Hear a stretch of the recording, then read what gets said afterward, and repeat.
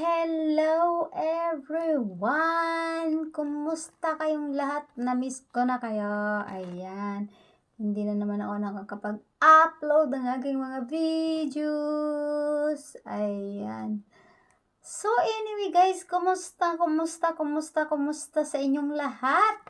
So syempre naman ngayon meron lang akong i-share sa inyo. Alright. So, ito guys, baliktad yata. Hindi mo makita. Nakikita ba? Okay. So, ayan. So, daming pera. Ayan o. Daming pera. Ayan. So, marami tayong pera, no? Maraming pera. Binibless tayo ni Lord. So, ayan. Isi-share ko lang sa inyo, no? So, alright. So, ayan guys, ang pera.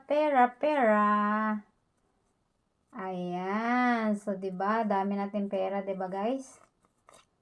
Ayan, super dami 'yan.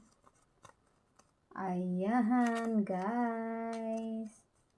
'Di ba? Sobrang dami. Okay. Yan, ipaypay natin. Okay. So,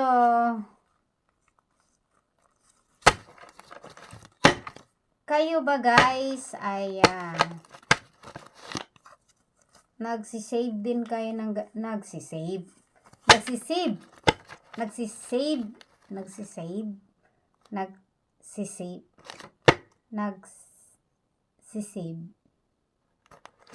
ay wag na nga lang ng English yan, mahirap naman eh. Nag-ipon ba kayo ng ganito karaming pera? Or nagbubukod ba kayo ng ganito karaming pera? Mahirap pag-English eh, Bisaya manggod eh. English pa man kasi. 'Di ba? So, nag-ipon ba kayo ng ganito karaming pera or nagbubukod kayo ng ganito karaming pera? Pira lagi. Pira. O, kwarta ba? Kwarta. 'Yun. So, pasensya na kay Bisaya manggod gahig dila.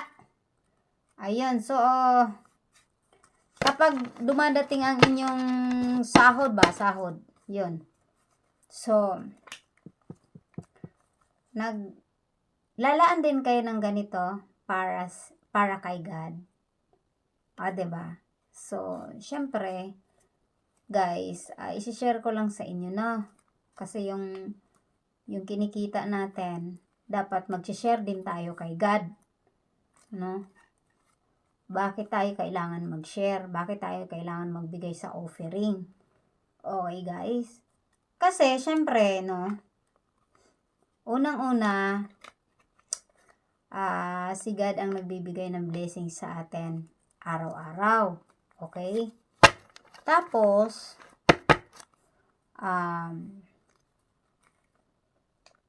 kapag hindi niya tayo binigyan ng lakas, anong gagamitin natin sa pagtatrabaho? Kung tutuusin nga wala pa yan sa 1/4 sa sahod, di ba? Napakakonti lang yan. So, kasi the more ka na magbigay, the more din ang God ay magbe-bless sa'yo. Niwala ba kayo doon? Siyempre ako naniniwala ako kasi proven and tested ko na yun, no? Kaya guys, yung mga madamot, no? Madamot ka magbigay ng offering mo kay God. So, hirap din niya bubuksan yung bintana para sa'yo sa mga blessings mo. Kaya hindi ka masyadong inuulan ng blessings, no? So, kaya wag madamot, no? Hindi yung pag nagpunta ka ng church is kung ano yung tira dun sa ginastos mo, yun yung ibibigay mo. Mali yun. 'Di ba? Dapat unahin mo yung unahin mo yung para kay God. Okay? Kasi, syempre, pagka hindi ka na magiging madamot kay God, ibubuhos ni God yung mga blessings sa'yo. 'Di ba? Ito, ang halaga nito, wala pa to sa 1/4, wala pa nga sa 1/8 sa sahod. Imagine mo yan. Tapos mag-ano ka, Magbangka-bangka ka sa barkada mo.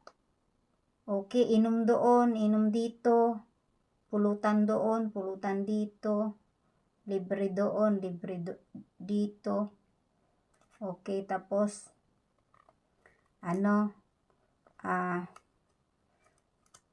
enjoy ng enjoy ka sa ginagawa mo. Pero nakalimutan mo, kapag hindi ka binigyan ng lakas ng Diyos at binigyan ka niya ng sakit, hindi ka makakapagtrabaho. Diba? Sino ba sa atin ang may hawak ang buhay natin na hindi? Kaya ang buhay ko? Diba? Wala naman eh. Walang ganun. Real talk tayo. Walang ganun. Kahit gaano kakayaman, hindi mo kayang bayaran ang buhay mo. Kaya dapat ugaliin natin magpasalamat sa Diyos at lagi nating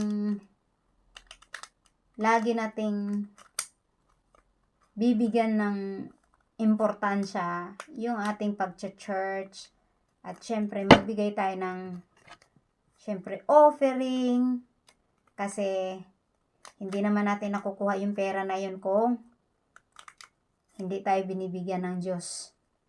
Tutuusin nga, sobra-sobra yung binibigay sa atin ng Diyos eh.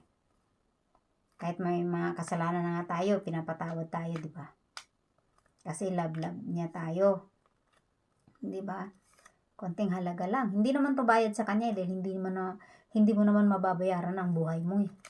Hindi mo naman mababayaran lahat ng ginagawa ng Diyos sa'yo. Di ba?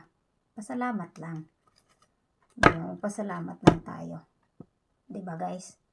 So, huwag mong kakalimutan. Every time guys, pag nag-church ka, o magbibigay ka ng offering kay Lord, syempre. 'Di ba? Kasi, yung nagbibigay ng maluwag, ay pinagpapala ng Diyos yan. 'Di ba? So, kailangan, ganon tayo, hindi yung kung ano na lang yung madukot mo sa bulsa mo, yun na lang ibibigay mo. Ano yun? Diba? Kung makakapaglibre ka nga sa barkada mo eh, hindi mo na iniintindi yung gastos mo eh. Diba? Makaya ba ng barkada mo magbigay ng lakas sa'yo para magkaroon ka ng trabaho? Hindi. Hindi, no? May power ba siya? Hindi. Pero ang power mo sa kanya, gagastusan mo siya. Lilibre mo siya. Real talk lang tayo. Totoo yun. Diba? Kahit nga magkasakit ka eh. Okay na lang sana kung dalawin ka, diba? Ganun. Mabait lang yun pag lagi kang may libre sa kanya. Pero syempre, mas mabait pa rin si Lord. Kahit hindi mo siya laging naalala, kahit hindi ka nagpapasalamat sa kanya, iniingatan kanya araw-araw. Diba? Real talk yan. So, lagi kang magpasalamat. Baka siguro pag kumain ka, hindi ka na nagpapasalamat kay Lord eh. Baka pag umaalis ka, hindi ka na nagpapasalamat kay Lord. Baka pag dumating ka, naligtas ka, na okay ka naman sa bahay mo, hindi ka siguro nagpapasalamat kay Lord. 'Di ba? Pero imagine, lagi ka niyang iniingatan. 'Di ba? Real talk yan. So, kailangan, lagi tayong magpasalamat kay Lord kung ano yung mga natatanggap natin. Kasi sa totoo lang, kahit gaano pa tayo kayaman sa mundong ito, hindi natin kayang bilhin ang buhay natin. Yun ang totoo. Okay? So, yung magbukod ka ng ganito karami, okay, tuwing nag-church ka, nag-o-offering ka, kawalan ba sa'yo to? Hindi, maliit lang na halaga to. 'Di ba? Compare sa nasasahod mo. Imagine kung halimbawa may sakit ka. 'Di ba? Paano ka makapagtrabaho? Syempre, pag may sakit ka, maaalala mo si Lord. Lord, pagalingin mo na ako kasi may sakit ako.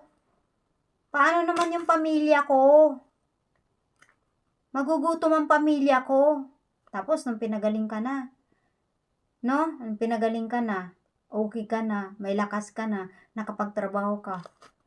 Di ka mo lang marunong magpasalamat.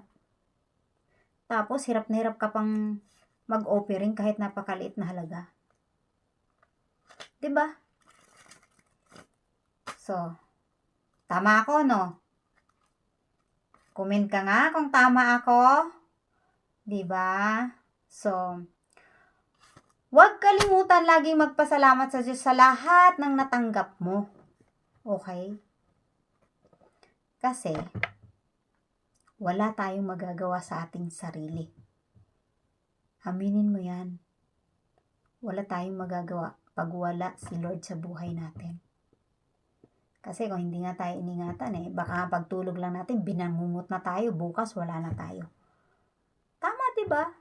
Oh, yun ang totoo. Diba? Nakakalimutan kasi nating mga tao na kaya tayo nilalang ng Diyos ay upang maglingkod sa Kanya. Okay? Ang mga hayop, nilalang ng Diyos para pagkain ng tao. Alright? Bakit tayo nilalang ng Diyos? Para design? Diba? Nilalang tayo para maglingkod sa Diyos. Para matuto tayong magpasalamat. Tandaan nyo, ang mga hayop nilalang din yan ng Diyos para pagkain natin. At para mabuhay naman din ang mga hayop ay naglagay din ang Diyos ng mga damo, yun ang pagkain ng mga hayop. Alright? Yung mga hayop naman, yun ang pagkain natin. Sa totoo nga lang, kahit anong klaseng hayop, pwede mong kainin Basta kaya ng sikmura mo. Pero, wag lang ang dugo. Pagkat yan ay buhay. Pag sinabi mo sa akin, paano mo nalaman na buhay ang dugo? Comment ka. Okay? Comment ka sa akin. Para malaman mo. Subukan nga natin tanggalin ng dugo mo kung mabubuhay ka pa. Diba? Ang iba nga nagpapasalin ng dugo para mabuhay. So, ano nga ang dugo? Di buhay, di ba? Kaya ipinagbabawal ng Diyos na kumain ng dugo sapagkat yan ay buhay. Okay? So, sa mga interesadong malaman kung ano yon, comment kayo guys. Usap tayo. Alright? So, real talk lang tayo guys. Yan ang totoo. Sa mga nasasagasaan dyan, Okay? Okay, wag kang magagalit kung nasasagasaan kita, pero, diba? Nagsasabi lang ako ng totoo. Okay. Totoo lang ang aking sinasabi. Okay, pag nagtanong kayo sa akin, paano ko nasabi yon? Sasagutin kayo sa Biblia. Mas maganda yun, yung nakasulat sa Biblia, di ba? Doon kayo sasagutin. Para hindi niyo masabi na gawa-gawa lang. Di ba? Di ba guys? So, yun lang. Okay, bato-bato sa langit at tamaan o magalit. Real talk lang tayo guys. Okay, sa mga gustong malaman. Okay, may mga tanong kayo sa akin guys. Comment lang kayo. Okay? At sa Biblia natin sasagutin yung mga katanungan ninyo. Alright? So, yan lamang po. Babus! Thank you very much sa lahat ng mga nanonood ng aking videos. Don't forget to like and subscribe my channel. Thank you guys. Babus.